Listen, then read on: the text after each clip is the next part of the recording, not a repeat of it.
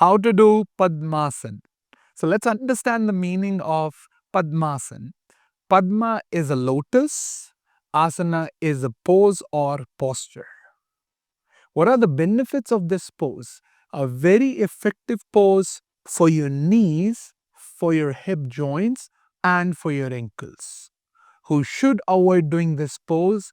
People, those who have injuries related to their knees, they should avoid doing this pose. So let's start.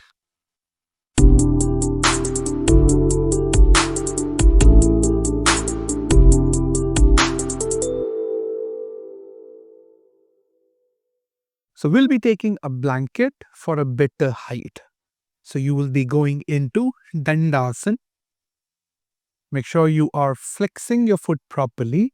You're taking your palms onto the sides. You're rolling up your shoulders, open up the chest. Now, when you're in Dandasana, just try to engage the whole legs properly. Now, we'll start with the right. So I want an external movement of the right leg. The right foot move towards the right. So this action should come here. Outer rotation. From here, you are going to pull the leg towards you. Make sure whenever you're doing Padmasana, you're not putting a lot of pressure on the knee and the ankle. Before that, work on the hip joint. So get an external rotation from the hip. Now, bring the leg up, move the calf muscle out, and bring that leg up. The foot should touch your middle thigh, or try to go as much as possible. You can take it towards the outer side.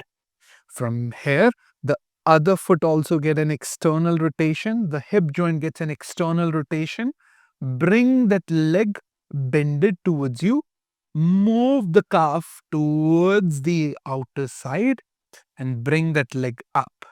Now, when you're here into this position, make sure you take your cup shift fingers, roll the shoulders, open up the chest, get a length in the spine and get an opening in the chest area.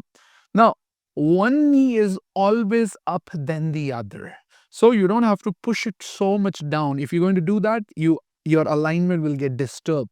So it is natural that one knee will be slightly up than the other. And then finally into Padmasana. Don't forget to like, share and subscribe for more yoga tutorials.